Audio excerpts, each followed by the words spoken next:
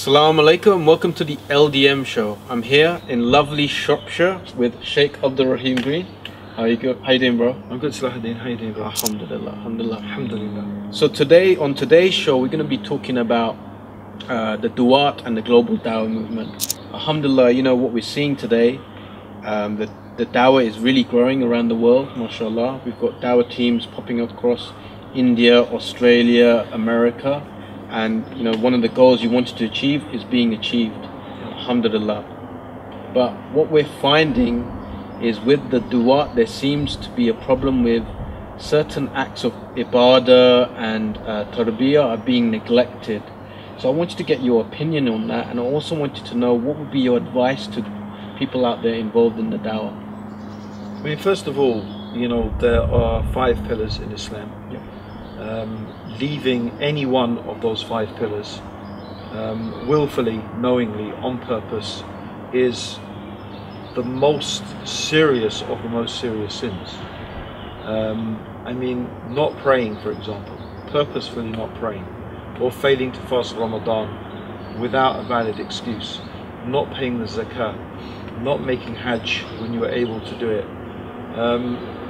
This is considered by most of the scholars to be amongst the greatest of the great sins, perhaps worse even than murder or theft, or I mean, one needs to think about that it's so bad that in the books of the major sins, for example, al-dhahab is kaba'ir, although they didn't write that, but still, you know, they put neglecting these 5 pillars above magic, above riyah, above murder, above sodomy, above fornication, you know. So to leave those essential acts of ibadah is really a major problem.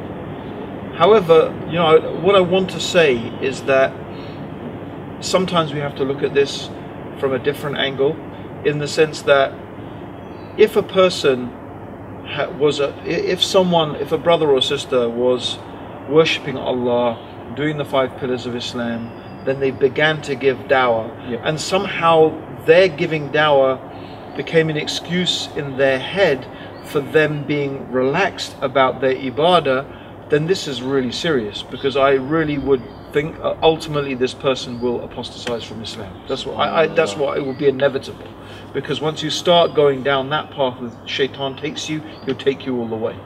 And you will, but these types of people unfortunately will be stealing money, they will be fornicating, they will be doing all sorts of things, and dawah will just become a means for them to manipulate people. And this is the worst disaster, really. But on the other hand, there are some people who were very irreligious. They were clubbing and fornicating and drinking, and you know what? Then they started giving dawah, and then giving dawah started to make them feel more responsible about their connection with Allah, more responsible about how did they live the religion. And so they moved away from those things, but you know, they still have weaknesses. You know, every now and then maybe they, you know, miss a salah or whatever. So I mean, these are 2 completely different situations. One person is a person who is improving themselves, another person is another person, well, and so this person is coming from darkness to the light, but the other is a person who is in the light and is moving to darkness. And you know, we do have to realize, you know, even those of us who, inshallah, we are practicing, you know, fully, I mean, in terms of the obligations, shaitan is very tricky, and he will lead us astray, a little thing here and a little bit there. So we should never feel that we are safe from the plotting and the planning of shaitan. And this is something very important every dua has to keep in mind, da'i has to keep in mind. And especially when you're involved in dawah, you know, sometimes you can think that, yeah, look, I'm doing such good work. And that's the beginning, because then is a type of kibr, it's a type of pride, it's a type of you think you're something special. But you're not something special. At the end of the day, you know, Allah has favored you, that He has let you give dawah, and that He has opened the doors of reward to you, because the benefit is for you. You're not doing anyone any favors really in the end except yourself. Yes. And you want that ajr. So this is just a blessing. It doesn't mean you're anything special, really. So what would be your advice to the du'at out there? Because there is a criticism against du'at. Through some Muslims, they say people who are representing Islam, they should be at the forefront of doing ibadah, and because they're representing the deen of Islam, their tarbiyah should be on a higher level than the majority of the Muslims out there. I think that's an aspiration that every da'i should head for, but I'm not really.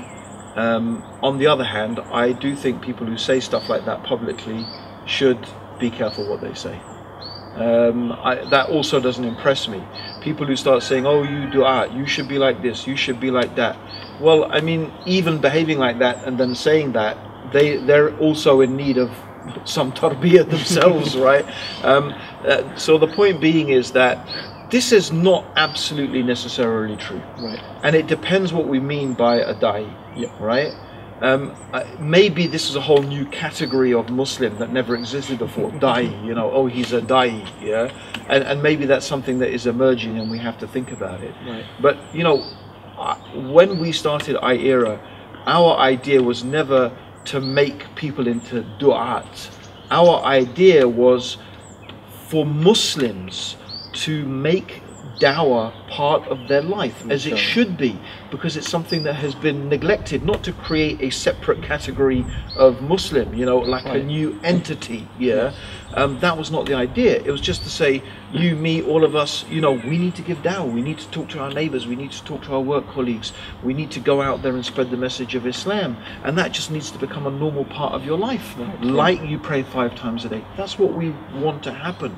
So I just, in a way, we shouldn't really have this. But if we do get this separate category of du'at, and especially if someone is paid full time, right, then yes, we have a right to expect the highest level of tarbiyah from them, right? And because if that's what Allah has freed their time up, then it's not only about passing the message of Islam, they need to spend time in self-improvement and increasing themselves in knowledge and connecting with Allah subhanahu wa ta'ala.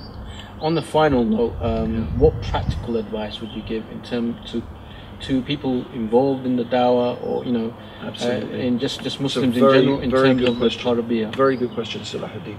My advice, bro, to all the du'at out there, brothers and sisters, is have a couple of actions of ibadah that you do, whether it's 2 rakat, just even 2 rakat, late in the night, that no one knows about except you and Allah.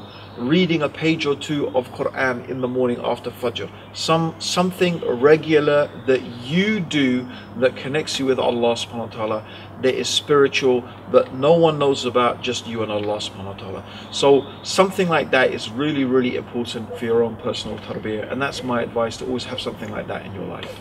Alhamdulillah. Jazakallah khairan for your advice. May Allah reward you.